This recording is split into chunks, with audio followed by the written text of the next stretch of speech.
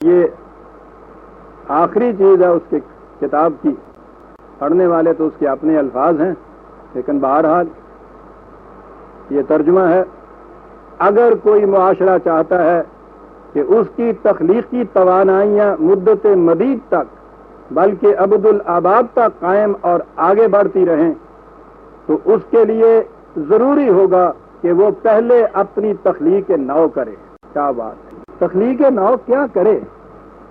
سنیے عزیزان مان،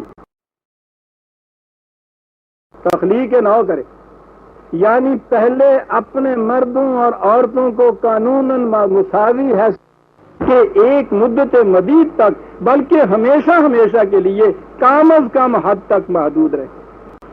مردوں اور عورتوں کو مساوی حقوق دیں قانوناً. قرآن نے جہاں بالمعروف کہا ہے، یوں سمجھ میں آتی ہے بات جب یہ لوگ اس پہ زور دیتے ہیں کہ جہاں اس نے یہ کہا ہے وَلَهُنَّ مَثَلُ الَّذِي عَلَيْهِنَّ بِالْمَعْرُوفِ، تو بات تو اتنی تھی کہ مساوی حقوق اور مساوی ذمہ داریاں. ذہن میں نہیں آتا تھا عام طور پہ کہ یہ بالمعروف کی قید کیا قرآن لگا رہا ہے. وہ یہ کہتا ہے کہ یہ محض ذہنی اور اعتقادی مساوات نہیں، قانوناً یہ مساوات جو ہے اس کی ضمانت دینی ہوگی تمہیں. بالمعروف قرآن کہتا ہے اس کی، ورنہ یہ ہمارے ہاں ذہنی اعتقادی مساوات تو آپ دیکھیں ہر محراب و ممبر سے. اسلام نے جتنے حقوق عورت کو دیے ہیں دنیا کی کوئی معاشرت، کوئی تمدن، کوئی سویلائزیشن ایسے حقوق نہیں دے سکتی صاحب. ٹھیک ہے، آپ کے ہاں کے انسانی مساوات جو ہیں، اسلام نے آ کر انسانوں کے اندر مساوات پیدا ہو گئی کہ ایک ہی صف میں کھڑے ہو گئے محمود و ایاز. ٹھیک ہے جی، مسجد میں تو ایک صف میں کھڑے ہو گئے.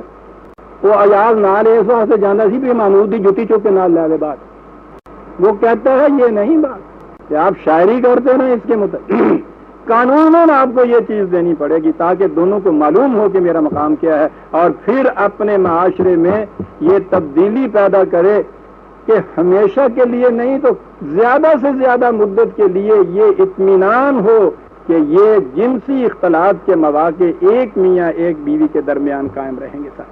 اس طرح اس معاشرے کا رخ ثقافتی اور تمدنی ارتقاء کی طرف مڑ جائے گا. اس کی روایات شاندار ماضی اور درخشندہ مستقبل کی حامل ہوں گی.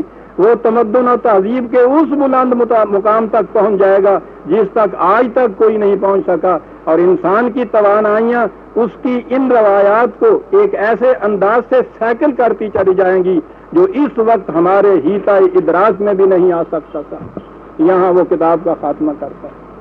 آپ نے غور فرمایا کہ قرآن کریم نے جو عصمت کی حفاظت پہ اتنا زیادہ زور دیا تھا، وہ محض یہ نہیں تھی کہ ایک معاشرے کے اندر وہ کچھ پابندیاں عائد کرنا چاہتا تھا تاکہ معاشرے کی وہ بندنے جو ہیں وہ لوز نہ ہو جائیں، بلکہ اس لیے کہ اس کا اثر جا کر قوموں کی موت اور حیات پر پڑتا ہے، ان کے عروج و زوال پر پڑتا ہے، ان کی تمدن اور جہالت کی زندگی پہ اثر پڑتا ہے. اتنا بنیادی ہے یہ مسئلہ. یہ کسی مذہب پرست کا لکھا ہوا نہیں ہے، قرآن پر ایمان لانے والے کا لکھا ہوا نہیں ہے، ہمارے ہاں کی اپنی بات بھی نہیں ہے. یہ تو بالکل غیر ہے، آزادانہ تحقیق ہے. اور یہ کوئی سالیٹری انسٹنس نہیں ہے جو میں نے عرض کیا. یہ نہیں کہ یہ ایک ہی کتاب ہے، بہت سی تحقیقات ہیں اس قسم کی ہوئی. میں نے اسے اس لیے پیش کیا ہے کہ یہ بڑی جامع تحقیق ہے جو اس شخص نے کی. اب آئیے قرآن کریم کی سورہ نساء کی 15ویں آیت 4/15 جہاں سے آج درس کا آغاز ہو رہا ہے. قرآن کریم زنا جسے کہتا ہے وہ تو جنسی اختلاط کی عملی شکل ہوتی ہے، اس کے متعلق تو بڑی شدت سے وہ روکتا ہے. اس کی سزا بھی اس نے خود مقرر کر دی ہے. مرد اور عورت دونوں کی ایک ہی سزا 24/2 میں.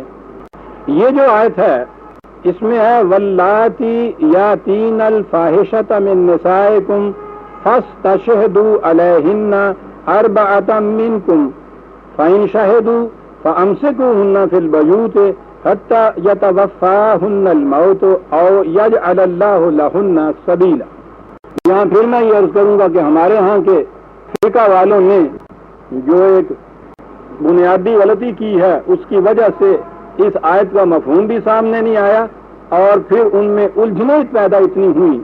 وہ تو خدا کے قیام میں انسانی ذہن کی آمیزش ذرا سی بھی ہو جائے تو اس سے اتنے الجھاؤ پیدا ہوتے ہیں کہ اس سے پھر نکلنے کا راستہ نہیں ملتا. میں پہلے یہ عرض کروں کہ آیت نے کہا کیا ہے. وہ کہا ہے کہ تمہاری عورتوں سے جو بے حیائی کا کچھ ارتکاب جن سے کچھ ہو تو ان پر 4 گواہ ہونے چاہیے، اور پھر اگر گواہی کے بعد یہ چیز پایا ثبوت کو پہنچ جائے تو اس کے لیے یہ کرو کہ ان کی آزادی کو سلب کر دو، ان کو گھروں میں روک کے رہنے دو تاکہ اس کے لیے کوئی سبیل پیدا ہو جائے، موت کی سبیل یا بہرحال نکاح کی روح سے شادی وغیرہ کی سبیل. ہمارے ہاں کی فقہ نے یہ کہا کہ اس سے مراد زنا ہے، اور اس کے بعد آپ دیکھیے کہ پھر کس قسم کی پیچیدگیوں میں الجھ گئے. 4 عینی گواہ چاہیے اس کے لیے. یہ ممکن بھی ہے کبھی زنا کے فعل کے ارتکاب کے 4 عینی گواہ؟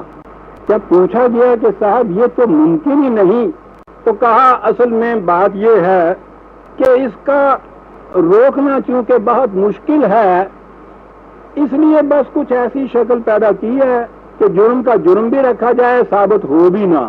ہاں وہ مولوی صاحب پل سرات دی وہ تحریک کر دے سنتا ہے کہ دوزخ دے اتوں دی پل ہوئے گا، وال نالوں بریک ہوئے گا، تلوار نالوں تیز ہوئے گا، جڑا پیر رکھے گا وہ کٹ کے جہنم دے اندر چلے، جہنم دے وچ جا ڈگے گا. اس طرح نہ لگا کے جنت انہوں پہنچایا جائے گا. راسی بیٹھا ہوا سی کہنے لگا نہ جان دین دے بہانے جی کو جنت میں کسی نے جان نہیں دینا. ایسا نہ نک نو ہاتھ کیوں نہ ہونڈیا ہوا ہے پھول وہ بنایا جسے تو لانگی کوئی نہ سکے ہے اندر نہ جان دین دے بہانے. ان کے ہاں بھی یہ چیز ہے. ایک کے ہاں وہ ہے نا کہ وہ عورت دوسری عورت اس صورت میں لاؤ کہ جب تم عدل کر سکو، اور دوسری جگہ ہے کہ صاحب تم عدل کر نہیں سکو، کہنے لگے دیکھے نا اللہ میاں نے کس طرح جل دیتا. ایک جگہ تو تمہیں اجازت دے دی کہ یہاں صاحب کر لو دوسری شادی بشرطے کہ تم عدل کر سکو، تو خوش ہو گئے، تم ہو گئی اجازت. دوسری جگہ کہا تم عدل کر ہی نہیں سکتے، لے لو ٹھیک ہے. خدا کی کلام سے مذاق ہے اور پھر اس کا نتیجہ جو بھگت رہے ہیں ہم. یہاں بھی یہ صورت پیدا کی کہ صاحب 4 عینی شاہد. اور میں نے عرض کیا ہے نا کہ میں کبھی فقہ کی بات نہیں کرتا. اگر میں اس کے متعلق آپ کو فقہی جزیات بتاؤں، یہ 4 عینی شاہد جو یہ کہتے ہیں، میں بتا نہیں سکتا، آپ سن نہیں سکتے، بہنیں اور بیٹیاں نہیں، شریف مرد بھی نہیں سن سکتے. بہرحال یہ آپ دیکھ لیجئے کہ اگر یہ قانون آپ کے ہاں ہو، سوچ لیجئے کہ اس کے کیا معنی. پھر اس کے بعد جب یہ ثابت ہو جائے 4 عینی گواہوں سے، قرآن نے خود یہ متعین طور پہ کہا ہے زنا کی سزا 100 کوڑے، متعین طور پر. یہاں لکھا ہوا ہے کہ ان کو گھروں میں روک دو، ان کی آزادی جو ہے اس پہ پابندی عائد کر دو. کہا گیا کہ صاحب وہ قرآن تو کہتا ہے کہ 100 کوڑے، اور یہاں یہ صرف یہ ہے کہ صاحب ان کی پابندی آزادی روک دو، گھروں میں بند کر دو ان کو. تو یہ کیا ہوا؟ دیکھا آپ نے، ایک بات اپنی طرف سے ملائی اور قدم قدم پہ الجھنیں پیدا ہوئی، کچھ نہیں سمجھ میں بات آئی. کہا کہ وہ آیت منسوخ ہو گئی. چلیے صاحب آیت ہی منسوخ ہو گئی، ایک ہی خدا کی طرف سے ایک ہی قرآن میں قیامت تک کے لیے جو رکھا گیا ہے غیر متبدل محفوظ، منسوخ ہی ہو گئی. بات صاف ہے. یہ زنا کا یہ جو جنسی اختلاط کا ایکچول عمل ہوتا ہے وہ تو آخری درجہ ہوتا ہے، اس سے بہت پہلے یہ چیزیں بے حیائی کی شروع ہو جاتی ہیں. قرآن تو ایسی ہدایات رہنمائیاں دیتا ہے کہ وہ انتہا تک پہنچنے ہی نہیں دیتا. باہر نکلو، مردوں اور عورتوں کو دونوں کو یہ تاکید کہ اپنی نگاہوں کو بے باک بات ہونے دو. دیکھتے ہیں کہاں سے بات وہ شروع کر دیتا ہے. عورتوں سے کہا کہ جب غیر مردوں سے بات کرنی ہو تو تمہاری آواز میں ایسا لوچ نہ پیدا ہو جائے جو دوسرے کے دل میں کسی قسم کی کوئی چیز ایسی پیدا کر دے. دیکھتے ہیں آپ کتنی پہلے سے پابندیاں عائد کرتا چلا جاتا ہے معاشرے میں. باہر نکلو تو اپنی زینت کی چیزوں کی نمود اس طرح سے نہ کرو کہ دیکھنے والوں کے سینے کے اندر جس طرح مدانی لڑکی جاتی ہے ایک کیفیت میں پیدا ہو جائے. یہ لفظ ہے قرآن کا، تبرج.